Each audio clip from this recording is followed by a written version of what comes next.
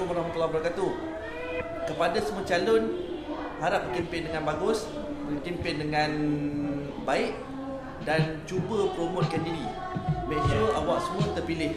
Saya yakin awak semua boleh berjaya. Sambung kesinambungan yang telah terjalin sama dengan MPP sebelum ni. Right.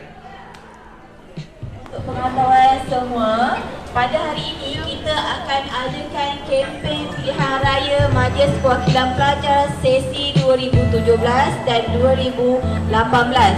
Okey, marilah kita mendengar calon-calon yang akan bertanding pada keesokan hari pada 23 Februari 2017. Jadi saya harap semua orang sudah sedia maklum bahawa esok kita akan adakan pilihan raya Majlis Perwakilan Pelajar 2017-2018. Seramai 20 orang calon telah tercalon untuk dilantik sebagai MPP KPTM Ipoh pada sesi 2017-2018. Oleh itu, pada pagi ini kita akan mendengar kempen manifesto bagi Majlis Perwakilan Pelajar sesi 2017-2018 yang akan bertanding pada hari esok.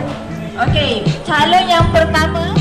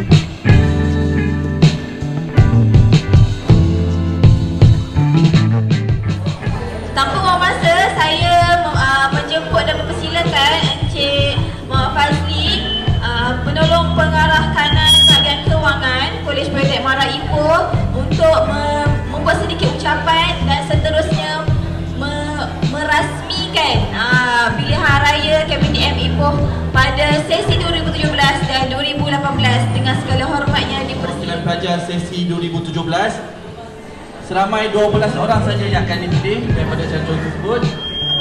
So saya fahamkan juga tanggungjawab utama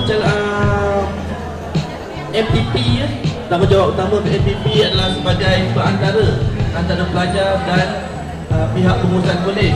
So dengan itu saya memohon semua calon-calon untuk berkempen dan mempromosikan diri secara adil dan bersih. Okey. And then saya juga menyuruh agar semua pelajar untuk turun besok untuk proses undi.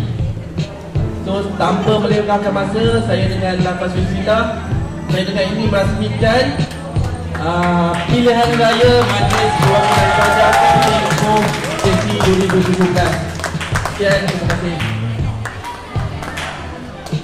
Terima kasih.